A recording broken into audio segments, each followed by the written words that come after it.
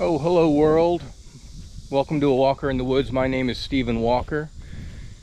I'm just kind of waiting for the gym to open here. It's a Sunday in South Korea.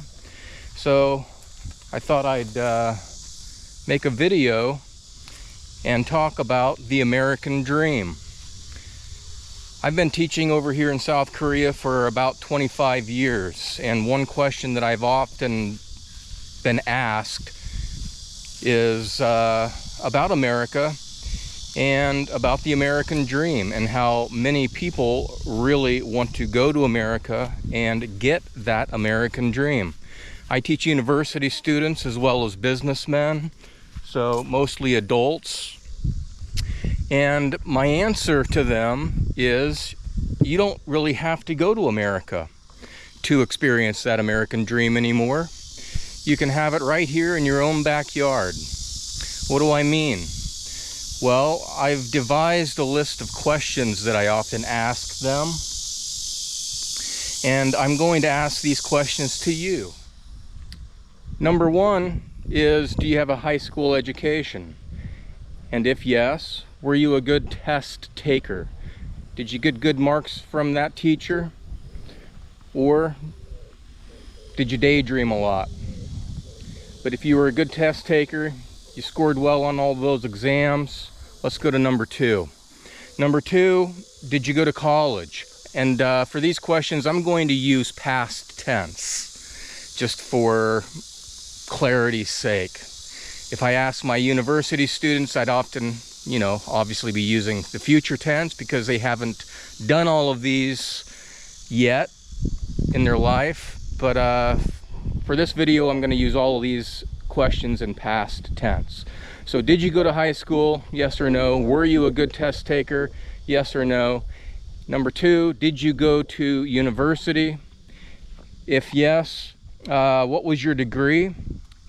And if you'd be so kind, drop it in the comments. I did. I was a journalism mass communications Bachelor of Arts major. The next question, did you go on for further education? Did you get a master's degree or even a PhD? And if yes, I'd like you to share that too, if you don't mind. I got a master's degree in TESOL, which is teaching English to students of other languages. The next question is, and this is related to education, university, master's, PhD, not cheap. So did you take out student loans? And if yes, do you still have those loans with interest? If yes, so is that still a monkey on your back? A growing monkey into a big ape. Moving on to the next question. After graduation, did you land a good job? And was that job related to your education? And a follow-up question to employment is, did you or do you enjoy your work? Is it something that you're passionate about? I hope so. Speaking of loans, credit cards. Did you or do you have credit cards? 1, 2, 5? And are they paid off? Do you pay them off every month? I don't. I can't.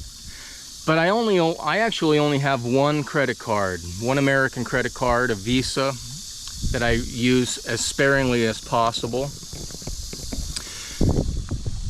But yeah, do you max it out? Are you able to pay it off? The next question is a car. Now in America is a car culture. Here in Korea, people do have cars. They have very nice cars. BMWs, I see Porsches driving around, a lot of mostly Korean cars, but there is a lot of German cars and some American cars over here, but there are a lot of really nice cars here in South Korea. So the question is, did you buy a nice car? Okay, let's check that one off the list. I've always had used cars. I don't buy a new car ever. The next question is, did you get married? If yes, did you have children? And if yes, do you have more than one? 2, 3? I am married. I got married late in life. I have no children, just 2 cats. But I'm the youngest of 9 children. So that kind of shows you what the generational gap between my parents and myself has come to be. The next question, a house. So if you have an education, you got married, you have children, did you buy a house? And if yes, do you have a mortgage? Mortgage. If yes, let's continue to the next question. Taxes. Do you pay your taxes? And in America, there's a lot of different taxes. You have federal and state and income tax and property tax, sales tax. I'm sure I'm missing some. But there's 2 things my father always used to tell me. There's 2 things you can count on in life, and that is taxes and death. And the final question is, are you prepared to retire when the time comes? You know, you've worked, I don't know, 40, 50 plus years of your life. Have you saved enough? Are you able to retire?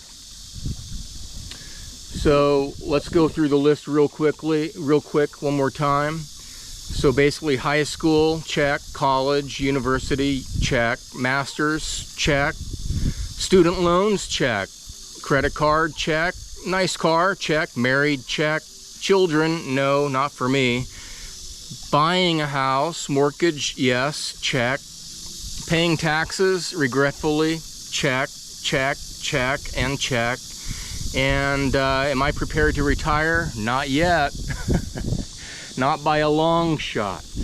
But if you answered yes to all or most of these questions, well, hey, welcome, my friends, to the American dream. You have passed the exam. The American Dream Checklist. What is exactly the American Dream?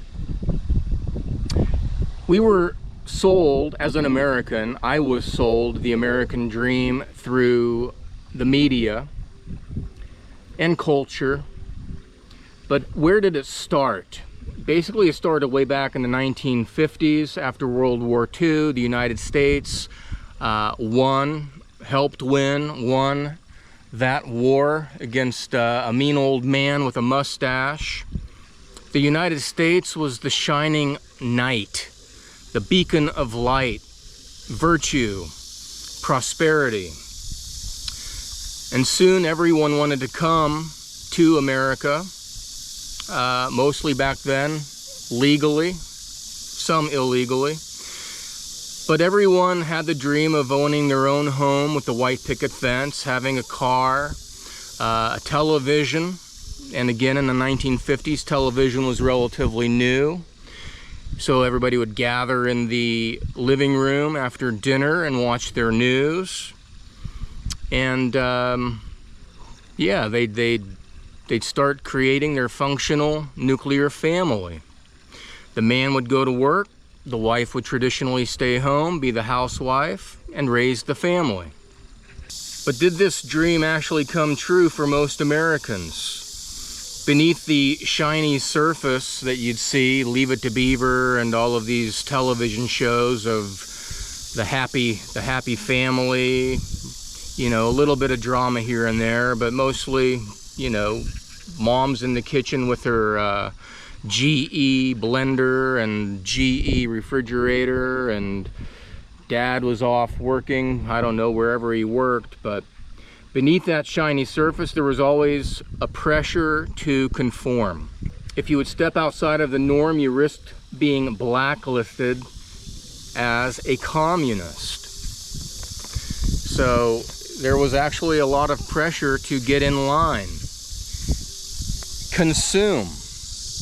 That was the beginning of the consumer culture. Now, 75 years later, many of us are waking up to a different reality. We are overtaxed, consumer obsessed, thanks to the SAD diet, the standard American diet. A large percentage are physically obese and sick. And thank you to the smartphone, quote unquote, and all of the media, Hollywood, many of us are emotionally disconnected. It's an emotionally disconnected society. And so I dare to say that that dream from the 50s has now become kind of a nightmare. Chasing the dream of freedom and abundance turned out to be good PR. Good PR for those large corporations. But those large corporations are basically just a machine that has molded people into cogs. Patriotic cogs. God-fearing cogs. Hard-working cogs. All pushing that machine forward. And while a large portion of Americans did buy into this American dream, I would wager to say that many of these corporations, the large corporations, didn't.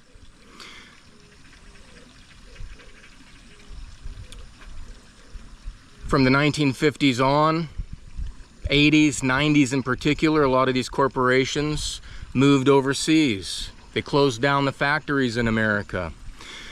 And they basically built empires on cheap labor and corrupt governments that bowed to the American dollar. So I have a few more questions that I would like to ask, so please bear with me.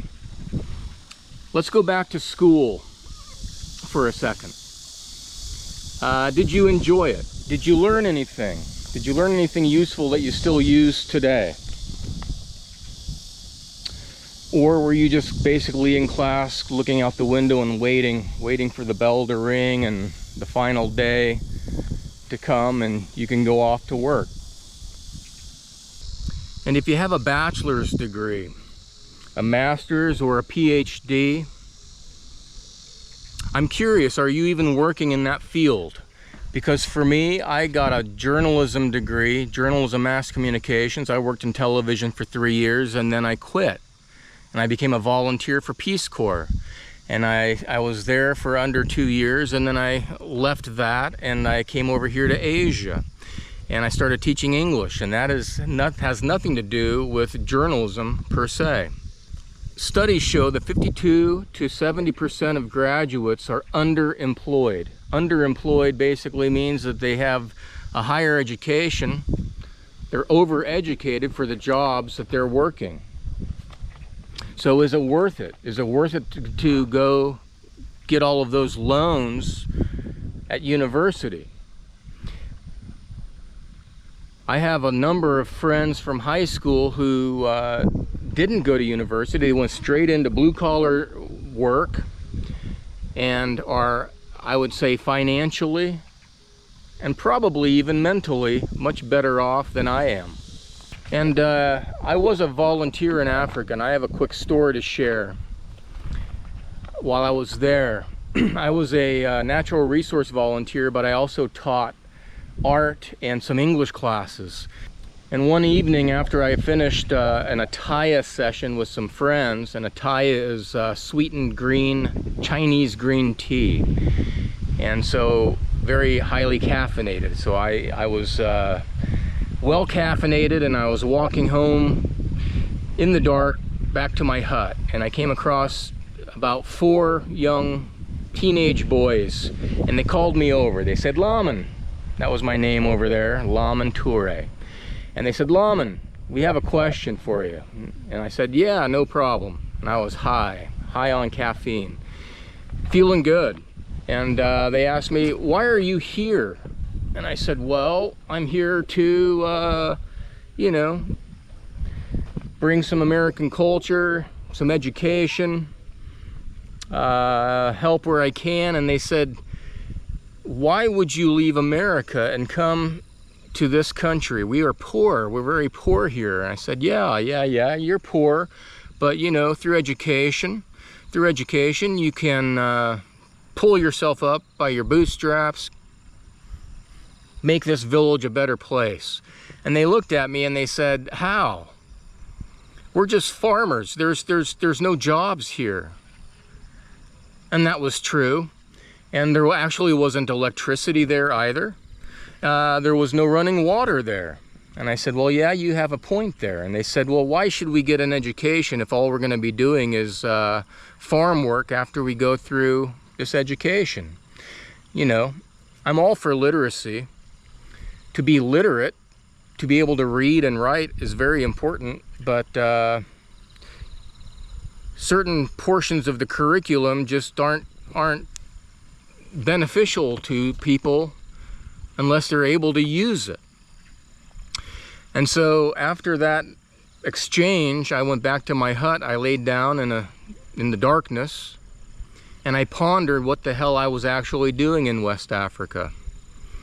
And that was one of the reasons why I ended up quitting Peace Corps before my 2 years was up. I couldn't be part of something that I didn't believe in.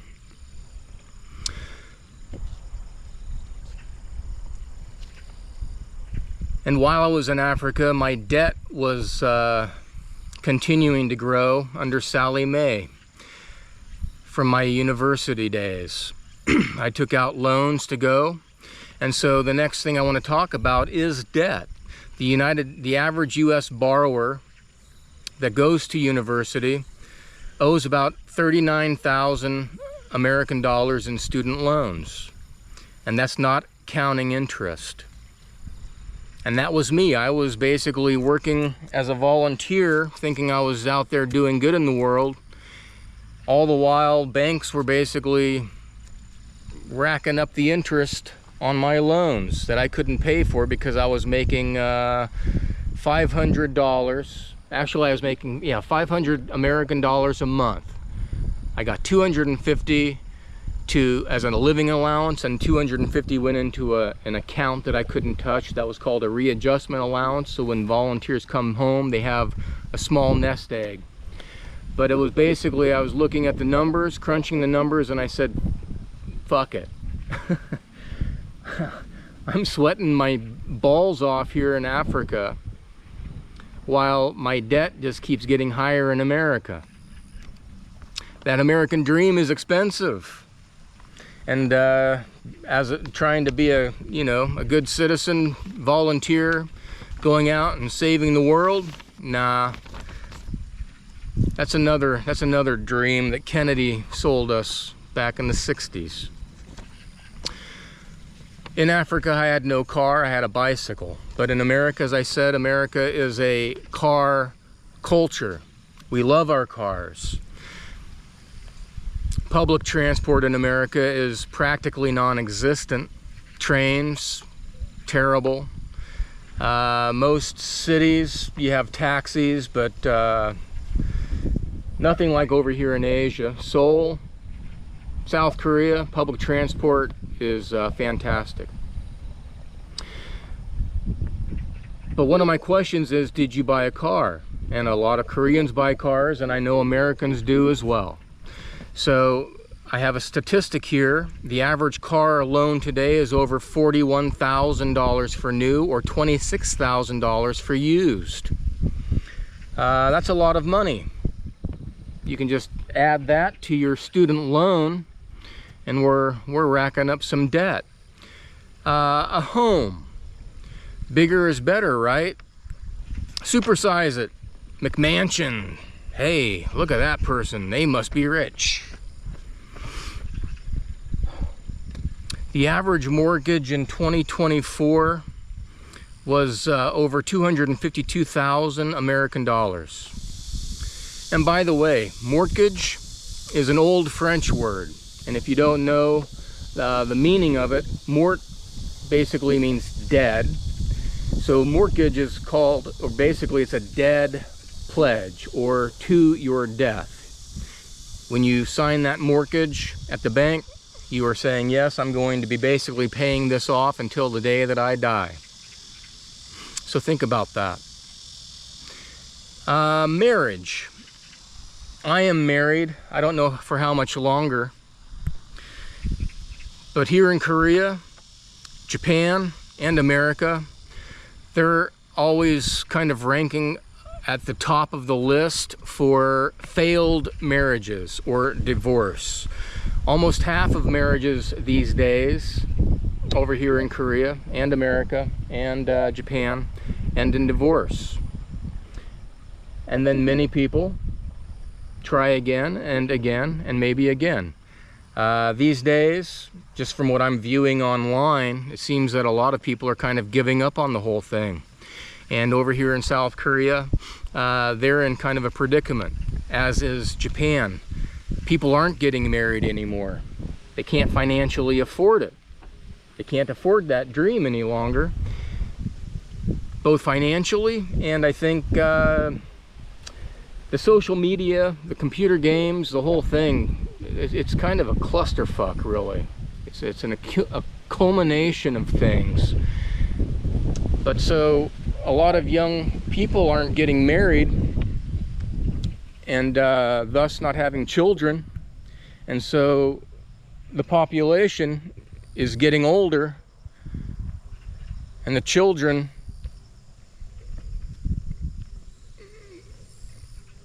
it's going down. So that will be an issue that needs to be crossed one day. So speaking of children, in 1960, the average family in America, and this is America again, all of these statistics are America because I am American, and I presume that most people that are watching this are American as well.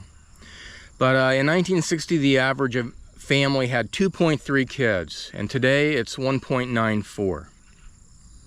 The cost of living, education, changing family dynamics have shrunk the nuclear family. And I would also suggest that if indeed, 50% of marriages end in divorce, a lot of these children, are either living with mom or dad. And that's coming from a large family. I find that very sad. Families are split. And I would suggest that there's a reason for that, but that's not part of this topic for this video today. And let's go to the last question that I asked previously about retirement. Many people will reach retirement, the age of retirement. Either their employer will let them go due to their age, or they might not physically be able to work any longer. But these days a lot of people are reaching retirement and they have very little to no savings.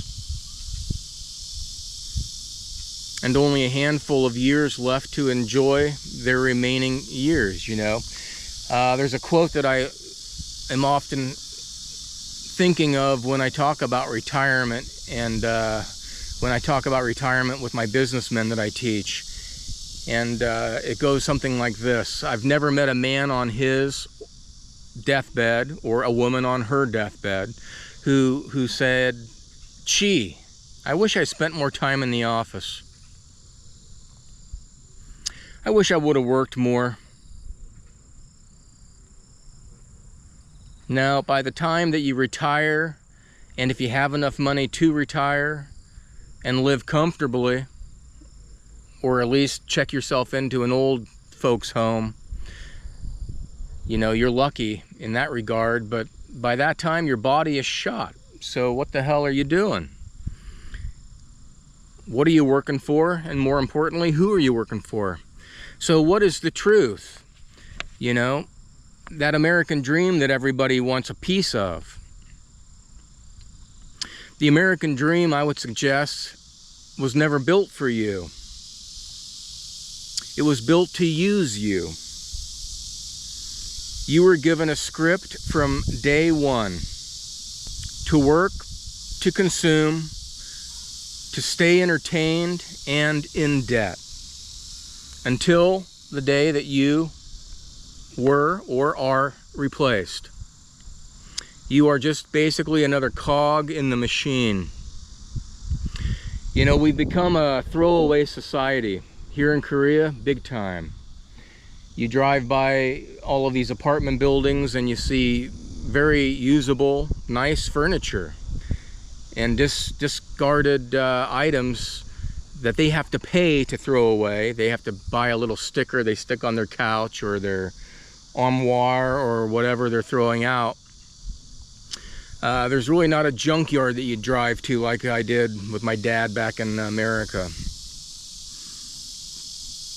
But when you go shopping here, you know, and you look at items on the shelf, everything is, it's called planned obsolescence. A blender, you look at this blender and you turn it upside down, you look at that little cog underneath the glass jar section, and it's a cheap piece of shit. And you know that it's probably good for about 1,000, maybe 5,000 uses, or maybe 2 or 3 years. That thing breaks, and you can't go get it fixed. You basically have to buy a new one. Well, people in this society, I would suggest, are similar to that little cog in that blender. We're all getting blended up. So here's the thing. You don't have to follow this outdated and recycled script. You can write your own. At any age. At any time. Like today. Alan Watts was a philosopher who was born in England. And if you don't know who he is, I suggest that you go online and find out and watch some of his videos. And one in particular, What If Money Was No Object? And I show that video to my students in my advanced classes, to the seniors that are getting ready to graduate. And basically in that video he talks about, what would you do if money was no object? If money was not that carrot dangling in front of your nose as you carry the ox cart, running towards that cash, continually running after the cash. Cash isn't going to make you happy. It'll buy you things, but it will not bring happiness, and as the Beatles said, it won't buy you love. A bit of comfort, but as the dollar continues to plunge, and society is basically, we're coming to a crossroads with even what the United States dollar is anymore.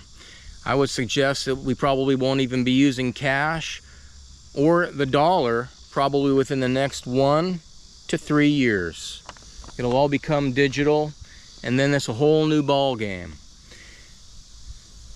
So how about just throwing out that script and writing your own?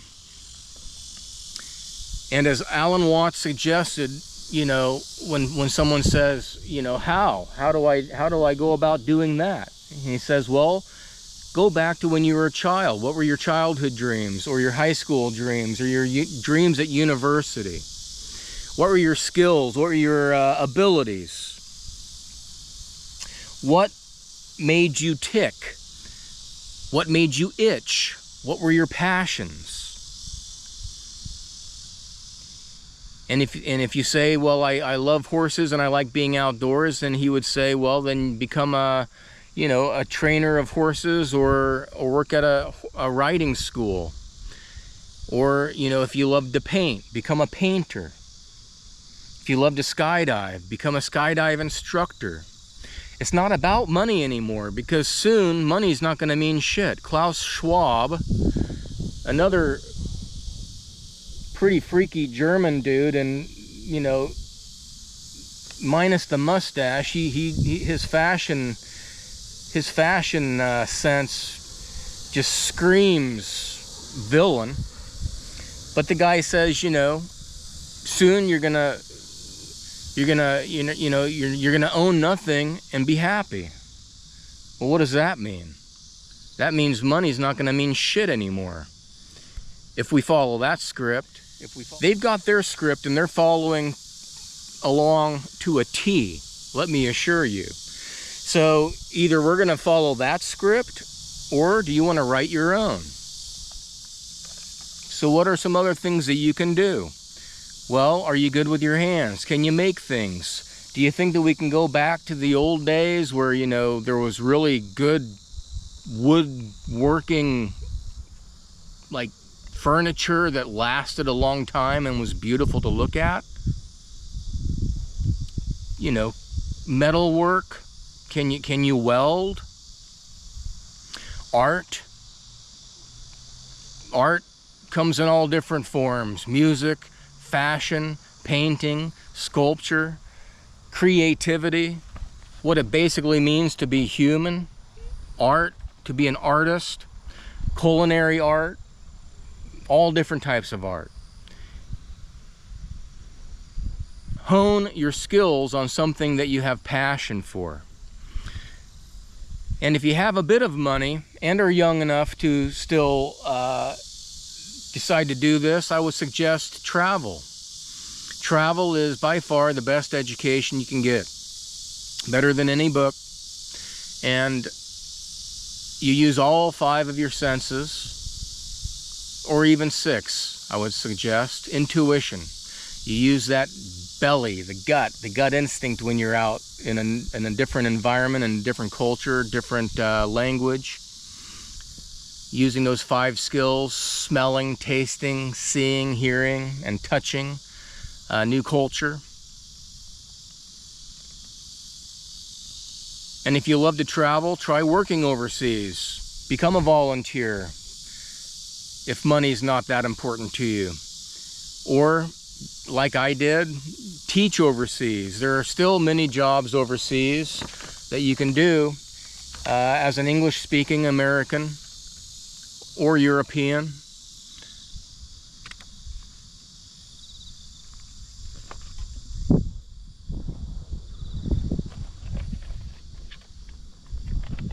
Pick up a new hobby, learn something new. Play guitar, play piano. You never know if, you know, that new skill turns into a passion. And as Alan Watts said, you know, you spend 10,000 hours honing a skill and you become a genius at it, perfectionist at it. No one's perfect, but you become great at it. And then somewhere, someone's gonna like what you do, and they will pay you money for what you do. For example, I, as a teacher, have created 2 of my own textbooks, and I do sell those books on the side. The money I make is not my main income. I teach over here for now, but I'm honestly thinking about tearing this script up and starting over anew, possibly back in America. I'm going to practice what I preach. I'm not just sitting here trying to make a video and thinking that I know everything. I don't know shit. And I'm getting to a point where I need to do something new, something to keep my brain active and my life worthwhile. You know, and one of the things that I intend to do is return to a simpler life, surrounded by real friends and real love and real peace in the heart and the mind. That's worth more than any job that you could ever offer me. You know, a lot of people that I see online, you know, they're cashing it in. They're selling everything that they own. They're downsizing. They're basically kitting out a van or buying a camper if they have the money, and they're taking to the road, becoming nomads. I respect that, and I envy that. And if it's still legal by the time I get back, I think that's kind of the route that I'm going to be taking. You know, or, you know, basically you don't have to do anything. Just do nothing at all. How do I do that? It doesn't take a lot. Again, as a volunteer, I didn't make a lot of money. There's a little feather that floated by. I feel like Forrest Gump all of a sudden. But life is like a box, an empty box. How are you going to fill that box? Time. Time is important to me. Health is important to me. But basically by doing nothing at all. I did nothing at all in Africa for a long time. For almost 2 years, I sat in a hut and pontificated my belly button for hours and hours and hours when it was too hot to sleep. And living with those people in Africa in a small village with no electricity, no running water, I learned that you can do without most things. The thing that they did have was community. And they took care of each other. And they grew their own food. And they helped raise their neighbors, their brothers, their sisters, their families, their community's children. And during the dry season, when food got scarce, no one went hungry. So you know, we have lived without a lot. This whole consumerism thing is going bye-bye. And so I think by seeing a trend of people selling things while they still can sell things and downsize and go live more simply, you know, are we following Klaus Schwab's script for him by getting rid of our shit and already living with nothing? Or is it an organic thing that we're getting closer to what our soul's purpose on here is all about? And basically, in my opinion, it's basically going back to source. Who are we? Why are we here? And regaining connection with God, the environment. You know, working the 9 to 5 and working for someone else, and then being on your deathbed and looking back at your life, if you're able to create your own script, what are you doing? You're basically making something real. You're making memories. You're making art, music, making love, making good food, friendship, you know, human stuff. Writing your script is not going to be easy. It's not easy giving things up. Comfort, giving up comfort for change. And there will be mistakes made along the way. Maybe some regrets, edits, rewrites. Nothing's perfect. But you know, in the end, you'll have a story that is all your own. And probably a story worth telling. And I would suggest a story that more people are interested in hearing about. I'm much more interested in hearing about someone's travels and culinary art and music than sitting at a table over a meal and hearing about someone's 9 to 5 job, or how much he hates life, hates his wife, hates his life.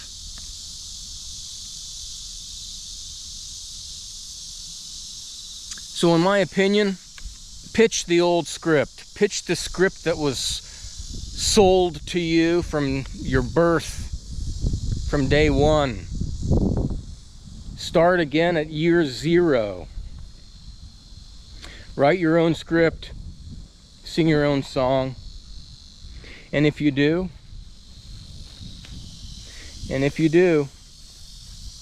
I can almost guarantee. And what is that one thing that I guarantee? A happier ending. It's your own ending. It's not someone else's. So until next time, this is Stephen Walker. If you enjoyed this, give me a thumbs up. It helps the algorithm. If not, good luck on your journey as I continue with mine. Peace out.